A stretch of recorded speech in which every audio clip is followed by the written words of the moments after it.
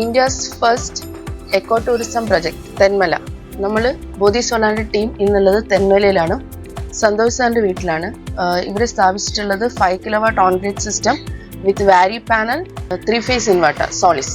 എപ്പോഴും പറയുന്നത് പോലെ നമ്മൾ സോളിസ് ആൻഡ് ഇവോയിലാണ് സ്റ്റിക്ക് ഓൺ ചെയ്തിരിക്കുന്നത്.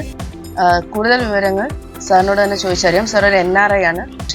സോളാർ പവർ പ്ലാന്റ് വെക്കാൻ ഉദ്ദേശിച്ചത് വെച്ച് കഴിഞ്ഞാൽ നമ്മുടെ എനർജി സേവിങ് തന്നെയാണ് ഉദ്ദേശിച്ചത്, ഇലക്ട്രിസിറ്റിയുടെ സേവിങ് തന്നെയാണ് ഉദ്ദേശിച്ചത്. അപ്പോൾ ബോധി സോളാർ വന്നതെന്ന് വെച്ച് കഴിഞ്ഞാൽ ഞാൻ ഫേസ്ബുക്കിൽ കൂടി പല സോളാർ കമ്പനികളുമായിട്ട് കോൺടാക്ട് ചെയ്യുകയും അപ്പോൾ അതിൽ പലരുമായിട്ടും നമ്മളത് വാട്സാപ്പ് വഴി ചാറ്റ് ചെയ്യുകയും ഒക്കെ ചെയ്തു.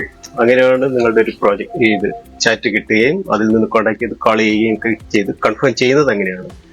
പിന്നീട് ഞാൻ വർക്കിന്റെ എല്ലാ കാര്യങ്ങളും വാട്സാപ്പ് വഴിയും കോൾ വഴിയും മാത്രമാണ് ചെയ്തുകൊണ്ടിരുന്നത്. പിന്നീട് ഇവിടെ പാലുകാച്ചിന്റെ സമയത്ത് വരുമ്പോഴാണ് പ്ലാന്റ് ഇവിടെ ഇൻസ്റ്റാൾ ചെയ്തത് എല്ലാം കാണുന്നത്. എല്ലാം നിങ്ങൾ നേരിട്ട് കാണുന്നത് ആ സമയത്താണ്. ഒരു സോളാറിന്റെ ആൾക്കാരെ കാണുന്നത് ആ ടൈമിൽ മാത്രമാണ്.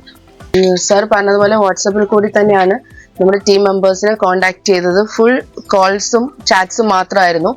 സാറിന്റെ പാലുകാച്ചിന് വരുമ്പോഴാണ് ഞങ്ങൾ സാറിനെ ഫസ്റ്റ് പരിചയപ്പെടുന്നതും. ഇപ്പോഴാണെങ്കിൽ ഒരു 100% സാറ്റിസ്ഫൈഡ് ആണെന്നാണ് ഞങ്ങളുടെ ഒരു വിശ്വാസം. അതെ, തീർച്ചയായിട്ടും അങ്ങനെയാണ്. പിന്നെ നിങ്ങളുടെ വർക്ക് ചെയ്തിരിക്കുന്നത് ഞാൻ റിവ്യൂ നോക്കിയായിരുന്നു. ഇതിനു മുന്നേ നിങ്ങളെ കൺഫേം ചെയ്യുന്നതിന് മുമ്പായിട്ട് നിങ്ങൾ ചെയ്തിരിക്കുന്ന നിങ്ങളുടെ വാട്സാപ്പിലുള്ള ഓരോ ഫേസ്ബുക്കിൽ ഇട്ടിരുന്ന ഓരോ വർക്കിന്റെ ഡീറ്റെയിൽസ് ഞാൻ നോക്കിയായിരുന്നു. ഏതൊക്കെയാണ് എങ്ങനെയൊക്കെയാണെന്നുള്ളത് നോക്കിയതിന് ശേഷമാണ് ഞാൻ കൺഫേം ചെയ്തത്.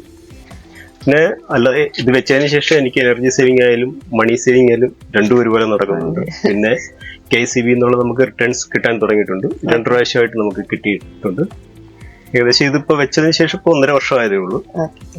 നമുക്ക് ഇല്ലെങ്കിൽ നോർമലി എനിക്കൊരു 3000 അബവ് മന്ത്ലി കറണ്ട് ബില്ല് വരേണ്ടതാണ് ഇപ്പോഴത്തെ കൺസംഷൻ അനുസരിച്ച്. പക്ഷെ അതിപ്പോ എനിക്ക് KCBയുടെ ഒരു ഫിക്സഡ് ചാർജ് മാത്രമേ വരുന്നുള്ളൂ. സാർ ഞങ്ങൾക്ക് തന്ന ഇൻസ്ട്രക്ഷൻ എന്ന് പറഞ്ഞു കഴിഞ്ഞാൽ വീടിന്റെ ഫ്രണ്ട് എലിവേഷനെ ബാധിക്കാതെ വേണം പവർ പ്ലാന്റ് സ്ഥാപിക്കാനെന്ന് പറഞ്ഞിട്ടുണ്ടായിരുന്നു ടീമിന്റെ അടുത്ത്.